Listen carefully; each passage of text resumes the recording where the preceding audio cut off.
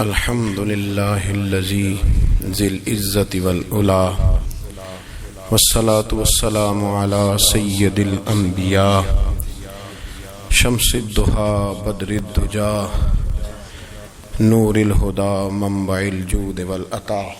أما بعد، أعوذ بالله من الشيطان الرجيم. بسم الله الرحمن الرحيم. قل للمؤمنين يغضوا من أبصارهم صدق الله العظيم وصدق رسوله النبي الكريم ونحن على ذلك لمن الشاهدين والشاكرين والحمد لله رب العالمين. إن الله وملائكته يصلون على النبي يا أيها الذين آمنوا صلوا عليه وسلموا تسليما. الصلاة والسلام عليك يا سيدي يا رسول الله وعلى آلك وأصحابك يا سيدي يا حبيب الله. تمام تعریفیں حمد اور ثنا اللہ تبارک و تعالی کے لیے. درود و سلام نبی اکرم نور مجسم شفیع معظم آقا کل ختم رسول دانائے سبل احمد مجتبی جناب حضرت محمد مصطفیٰ صلی اللہ تعالی علیہ وسلم کی ذات والا صفات کے لیے حمد و صلات کے بعد، اسلام فطرت کے عین مطابق دین ہے. نبی پاک صلی اللہ تعالی علیہ وسلم نے فرمایا ہے کہ میں اخلاق عالیہ کی تکمیل کرنے کے لیے دنیا میں آیا. جتنے اخلاق ہو سکتے تھے، جتنی خوبصورتیاں ہو سکتی تھیں، جتنی اللہ کو محبوب تھیں، وہ ساری میرے نبی کریم نے بیان فرمائی. ساری رسول کریم صلی اللہ تعالی علیہ وسلم نے بیان کر دی ہیں جتنی خوبصورتیاں ہو سکتی تھیں. کچھ لوگ ایسے ہوتے ہیں جو بیچارے بائی نیچر ہی کچھ پریشانیوں کا شکار ہوتے ہیں، اور قرآن مجید نے جو ارشاد فرمایا نا کہ کچھ لوگ نفس کی خواہش کو اپنا خدا بنا لیتے ہیں، تو وہ بلا وجہ بھی بہت ساری باتیں کرتے ہیں جن کا کوئی وجود نہیں ہوتا. عورت کو حقوق دلانے کے لیے بہت سارے لوگ بہت ساری غلط باتیں کرتے ہیں.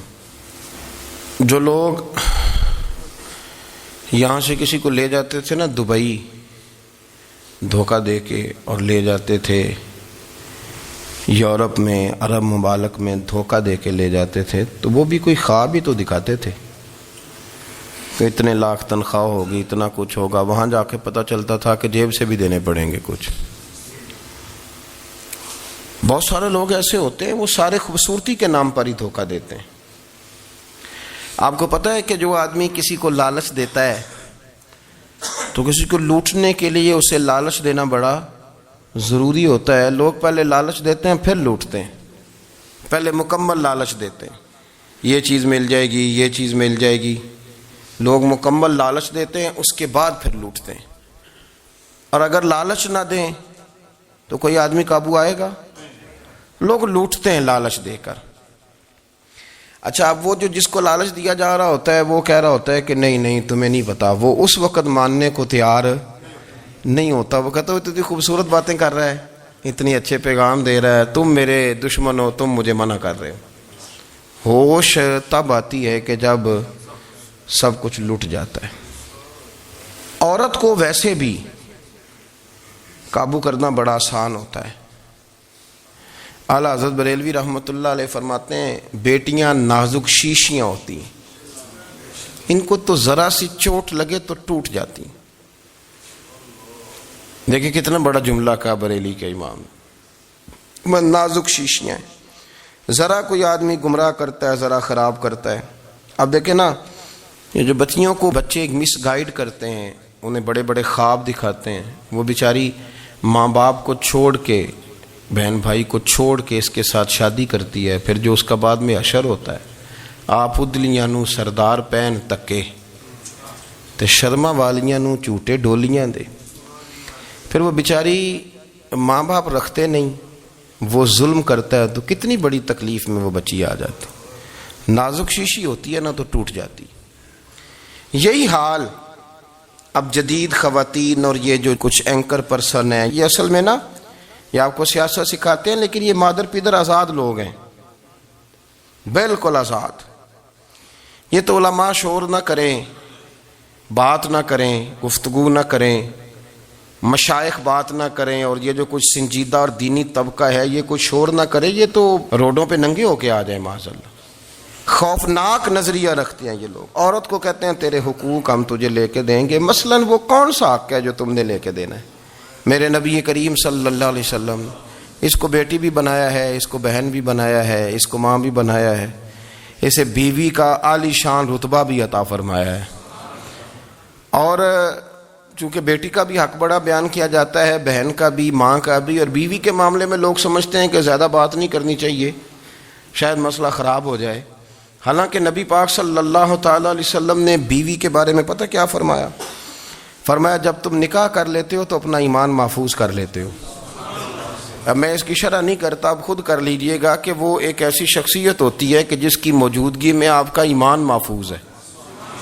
اب میں نہیں سمجھتا کہ اس سے بڑی بات کوئی اور ہو سکتی ہے، جس کی موجودگی میں آپ کا ایمان. اور بھائی یہ حدیث پاک عرض کر رہا ہوں، نکاح جب کوئی کر لے تو اس نے اپنا ایمان مکمل کر لیا. اس کا معنی یہ ہوا کہ آپ کا ایمان محفوظ ہے اس کی موجودگی میں. تو اس سے زیادہ بھی، یعنی ایمان سب سے قیمتی چیز ہے نا، تو اس کے محفوظ ہونے کی وجہ حضور نے نکاح بیان کر دی. اب میرا خیال ہے بیوی اگر کوئی اس سے بڑا حقوق مانگے گی تو بیوقوفی کرے گی. اتنا بڑا درجہ نبی کریم نے اسے عطا کر دیا، اتنا بڑا مقام دے دیا کہ تو خاوند کے ایمان کے محفوظ ہونے کا ذریعہ بن گئی ہے. عورت کو جو حقوق رسول کریم صلی اللہ تعالی علیہ وسلم نے عطا فرمائے، نبی پاک نے جو حقوق دیے. دیکھیں نا، حضرت عبداللہ ابن عمر رضی اللہ تعالیٰ عنہ کی اہلیہ بیمار تھی، تو جلدی جلدی سے وہ آئے. تو جب بہت جلدی ہو، سفر بڑا شدید تھا، تو آپ نے جلدی سے نماز ادا کی، جلدی سے چلے. آپ کے خادم کہنے لگے حضور خیریت ہے؟ فرمایا میری بیوی بیمار ہے. تو اس نے عرض کی حضور آپ کی اہلیہ بیمار ہے، تو آپ نے نماز بھی جلدی سے پڑھی، سفر بھی جلدی جلدی کیا. تو فرمانے لگے یہ وہ چیزیں ہیں جو ہمیں مدینے والے رسول نے سکھائی. آپ اس کیفیات کو سمجھیں کہ حضور صلی اللہ علیہ وسلم نے درس دیا. اور پھر ایک اور بہت بڑی بات، یہ فضیلت کسی اور کو نہیں دی. جو عورت کو حضور نے فضیلت دی، یہ فضیلت کسی اور کو نہیں دی. کبھی حضور نے فرمایا کہ تمہارا ابا تمہارے ساتھ بہت سخت رویہ کرے تو تم نے اس کو اس سختی پر داد دینی ہے. فرمایا چلو اگر وہ زیادتی بھی کرے تو تم نے اس کے ساتھ سلوک اچھا ہی کرنا ہے. لیکن آپ ایک بات کو سمجھے نا کہ بچے کے بارے میں، بیٹے کے بارے میں، بیٹی کے بارے میں فرمایا 10 سال کے ہو کے نماز نہ پڑھیں تو سختی کرو، تمہارا ڈنڈا بھی لٹکنا چاہیے. بہت ساری جگہوں پہ بہت سارے لوگوں کے لیے سختی کا حکم دیا، لیکن عورت کے لیے حضور نے جو جملے کہے، اصل میں ہم سمجھتے ہیں کہ یہ ایک بات ہے، مشہور ہو گئی ہے روایت حدیث، تو بس اس کے پس منظر پر اور جملوں کے حسن پر شاید معاذ اللہ غور کرنے کی ضرورت نہیں. ذرا اس لفظ کی تاثیر پر غور کریں. حضور نے فرمایا عورت ٹیڑھی پسلی سے پیدا کی گئی ہے، یہ ٹیڑھی ہے، اس کو سیدھا کرنے کی کوشش کرو گے تو ٹوٹ جائے گی. تو حضور پھر ہمارے لیے حکم کیا ہے؟ فرمایا جیسی ہے تم اسی کے ساتھ نبھا کرو. آپ سمجھیں کہ اتنا محفوظ حضور نے درجہ دے دیا بی بی کو، اتنا محفوظ کہ فرمایا غلطی بھی ہو تو میرے غلاموں تم اس کے ساتھ نبھا کرو، گزارا کر لو.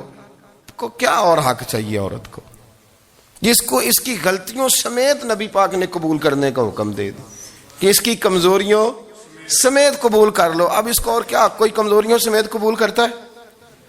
کبھی آپ دکان پہ بیٹھے ہو تو آپ کہیں بھی اس میں یہ بھی غلطی، میرے مال میں یہ بھی کمزوری ہے، یہ بھی کمزوری ہے، یہ بھی کمزوری ہے، تو کر لے قبول. کرتا ہے کوئی؟ کوئی شخص ایسا ہو جو کسی چیز کی کمزوریاں بیان کر کے کہ اسے قبول کرو؟ پر رسول کریم صلی اللہ تعالی علیہ وسلم نے نا ہمیں سبق دیا، حضور نے ہمیں درس دیا، نبی پاک نے ہمیں پیغام دیا. فرمایا یہ ٹیڑھی ہے، سیدھی کرنے کی کوشش کرو گے تو بیچاری ٹوٹ جائے گی، تو اس کے ساتھ نبھا کر جاؤ. آپ میری بات کو سمجھیے گا. چلیں میں اس پر ایک اور بخاری مسلم کی حدیث پڑھتا ہوں. حضرت سلمان فارسی رضی اللہ تعالیٰ عنہ اور حضرت ابو دردہ کے درمیان بھائی چارہ تھا. مکے سے مدینے جب لوگ آئے تو حضور نے بھائی بھائی بنایا تھا.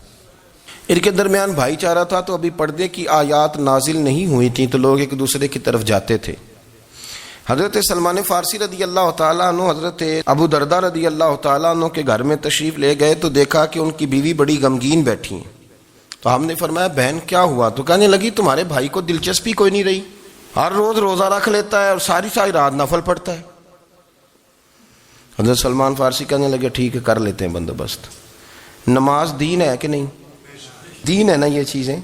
لیکن حضرت سلمان فارسی جناب ابو دردہ سے کہنے لگے آج میں نے تیرے گھر میں رہنا رات کو, کیونکہ وہ تو ساری رات نماز پڑھتے تھے, نفل پڑھتے تھے. انہوں نے کہا ٹھیک ہے. ایک بستر لا کے بچھا دیا حضرت سلمان فارسی کے لیے. سلمان فارسی فرمانے لگے دوسرا بھی لا.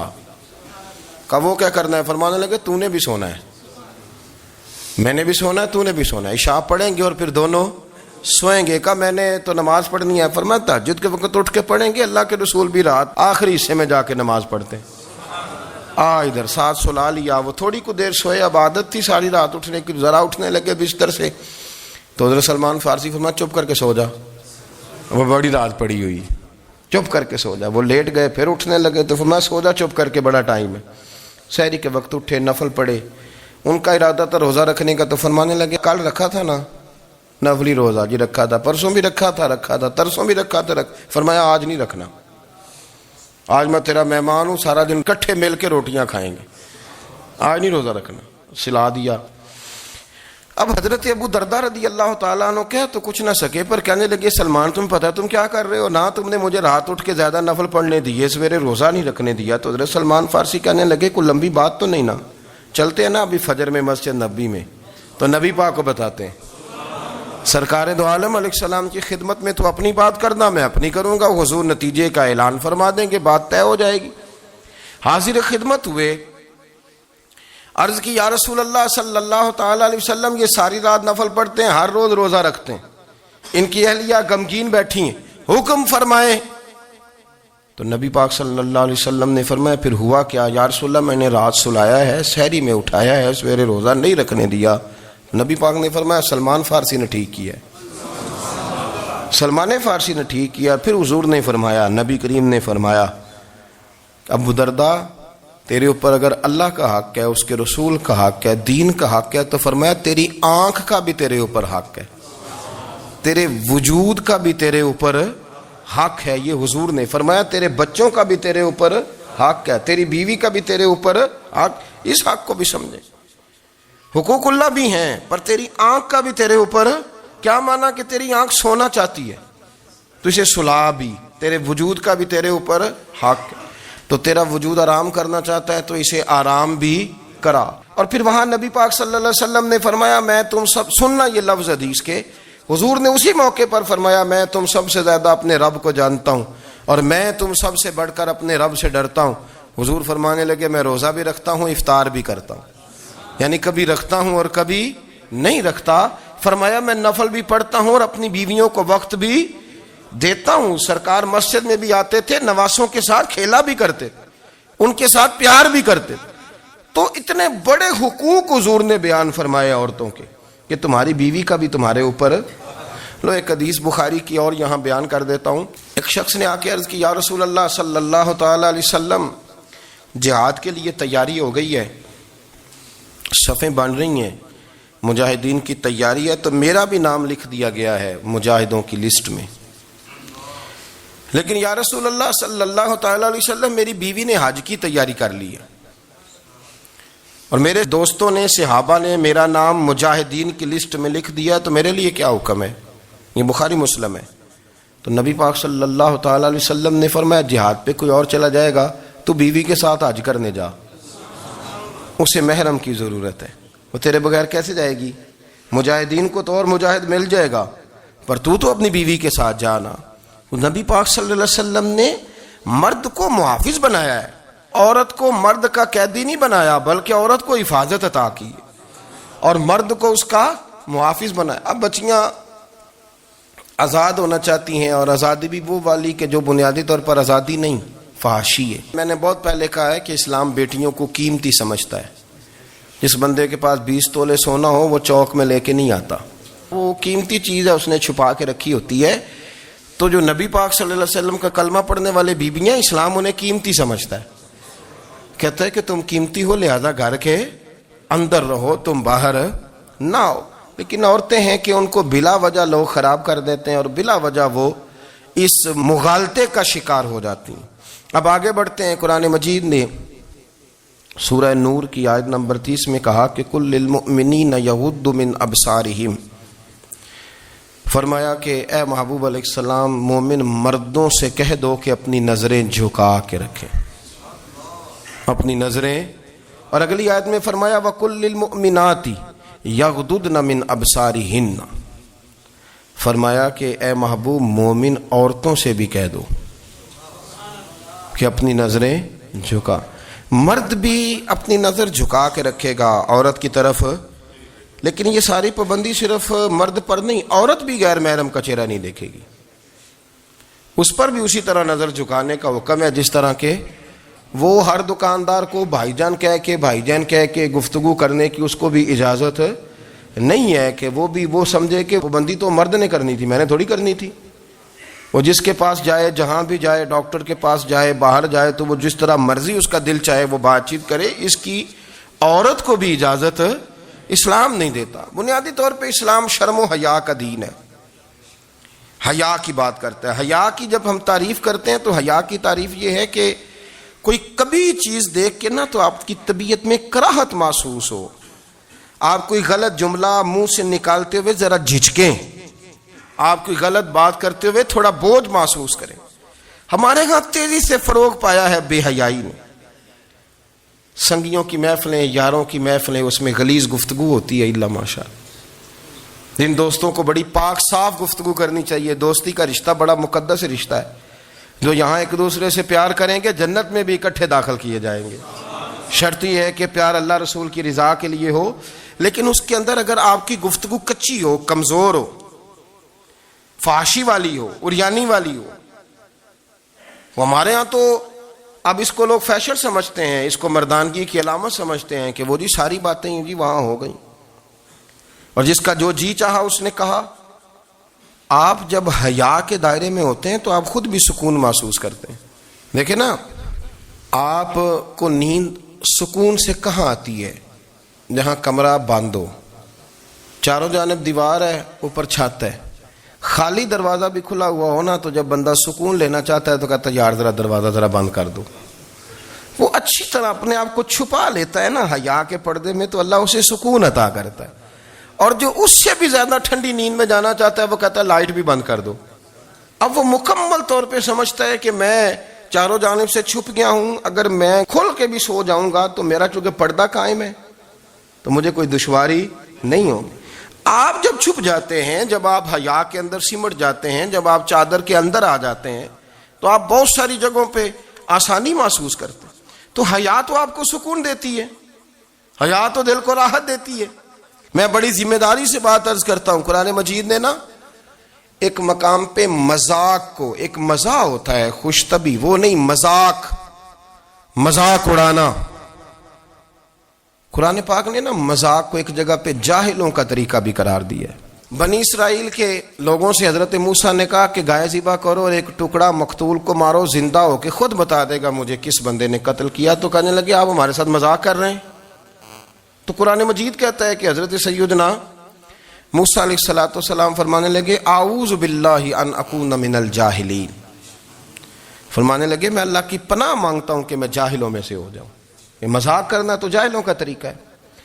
اگر آپ کی زبان سے بے حیائی کا جملہ نکل گیا، اگر آپ کی زبان سے بے حیائی کا جملہ نکل گیا، آپ نے کہہ دیا کہ ہم آزاد لوگ ہیں، جو مرضی کریں گے، جو مرضی کہیں گے، جو ہمارا دل میں آئے گا کریں گے، تو پھر تو لوگ آپ کا وہ حشر کریں گے کہ آپ سے برداشت ہی نہیں ہوگا۔ جس کا لوگ مذاق بنا لیتے ہیں اور جو مذاق بن جاتا ہے پھر اسے کچھ جینے دیتا ہے۔ آپ حیا کی چادر میں چھپیں گے تو بچیں گے۔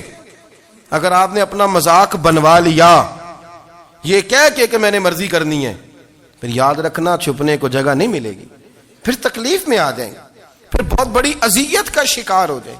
شرم و حیا، عرب کے اندر جو کنواری لڑکیاں تھیں ان میں بڑی حیا ہوتی تھی، الحمدللہ میں بڑے فخر سے کہتا ہوں کہ میرے پنجاب کی، میرے پاکستان کی بیٹیاں بھی 20 دفعہ ان کا ابا کہے تیری شادی کرنی ہے تو وہ آنکھ نہیں اٹھا پاتی آج بھی۔ یہ تو وہ چند لوگ ہیں جو کہتے ہیں ہم ہائی کلاس ہو گئے، ہمیں نہیں پتا کہ وہ روشن خیال ہو گئے ہیں کہ روغن خیال ہو گئے، پتہ نہیں کدھر چلے گئے۔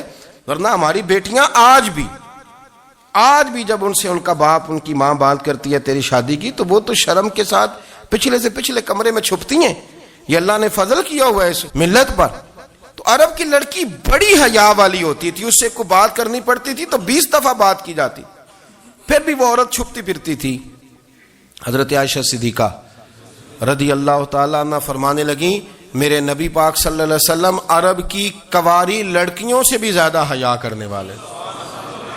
قاضی اعجاز مالکی نے، شیخ عبدالحق محدث دہلوی نے، دیگر بزرگ جو سیرت نگار گزرے، انہوں نے لکھا ہے کہ نبی پاک صلی اللہ علیہ وسلم کے اندر 100 مردوں سے زیادہ طاقت تھی، 100 مردوں سے زیادہ طاقت۔ اب جو بات کہنے لگا ہوں، جو نتیجہ دینے لگا ہوں، اس پر خاص توجہ آپ فرمائیں گے۔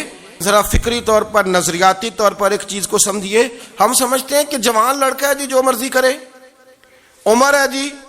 آپ ذرا بات پر غور کیجئے گا کہ حضور صلی اللہ علیہ وسلم میں طاقت 100 مردوں سے زیادہ ہے اور حیا کواری لڑکیوں سے بھی زیادہ ہے۔